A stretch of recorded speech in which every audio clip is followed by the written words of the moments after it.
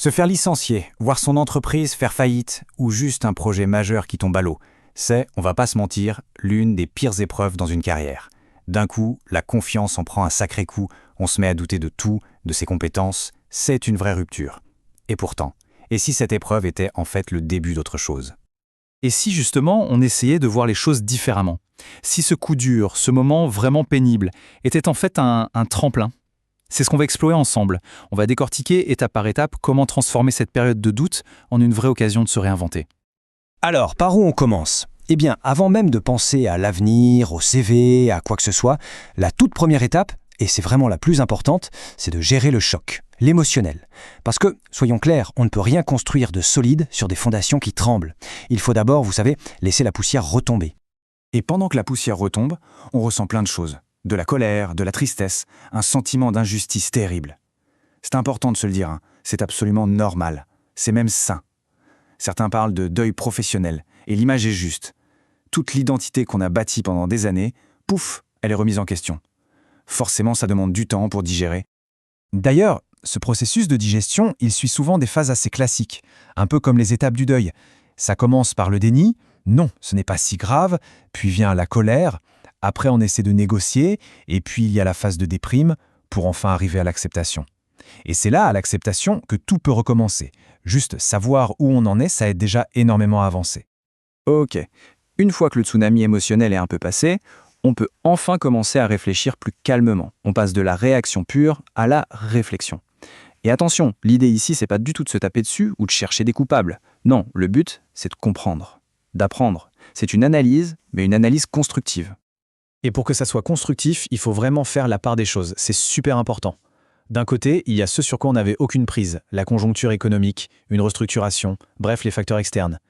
Et de l'autre, il y a les facteurs plus personnels, une compétence technique qu'il faudrait peut-être renforcer, la façon de communiquer. C'est en faisant cette distinction nette qu'on peut en tirer des leçons pour la suite, sans se noyer dans la culpabilité.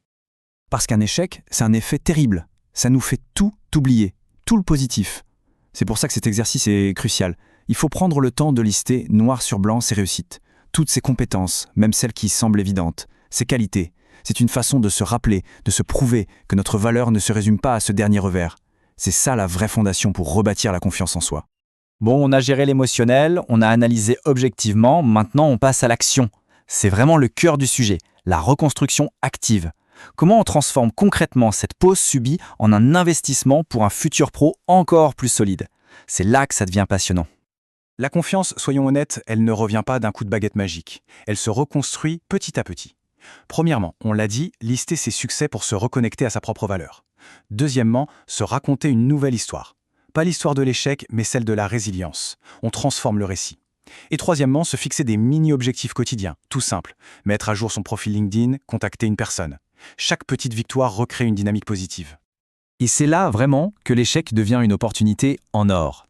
Cette pause forcée, c'est peut-être le meilleur moment qu'on puisse avoir pour s'aligner sur ce que le marché du travail demande maintenant. Tout bouge si vite, cette période, au lieu d'être un trou dans le CV, peut devenir un véritable accélérateur. C'est le moment parfait pour se former, pour se mettre à jour. Alors, concrètement, on apprend quoi? Les pistes sont nombreuses et super intéressantes. On pense bien sûr au numérique, à l'intelligence artificielle qui explose partout, mais pas seulement. La gestion de projet, le développement durable et de plus en plus les fameux soft skills, la communication, l'adaptabilité, ce sont des compétences en normes aujourd'hui.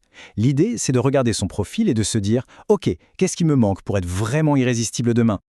Et la bonne nouvelle, c'est que pour se former, on n'a jamais eu autant de choix. Il y a des plateformes en ligne géniales comme Coursera ou LinkedIn Learning avec des certifications reconnues. Il y a les universités qui proposent des modules en ligne. Et puis, il ne faut pas oublier le bénévolat. C'est une super manière de tester de nouvelles compétences, de rester actif et en plus d'élargir son réseau. En gros, il s'agit de transformer ce temps perdu en un investissement sur soi. Voilà, la confiance est en train de remonter, le profil est mis à jour avec de nouvelles compétences. Il est temps de passer à l'étape suivante, réactiver la machine. Comment on fait pour capitaliser sur tout ce travail et repartir de plus belle? Il y a un chiffre qu'il faut absolument avoir en tête. 70%, plus de 70% des jobs se trouvent grâce au réseau. C'est énorme! C'est vraiment l'atout numéro 1 pour rebondir. Alors c'est le moment de reprendre contact, sans avoir honte, de manière authentique, juste pour prendre des nouvelles, un café. Le réseau, ça s'entretient.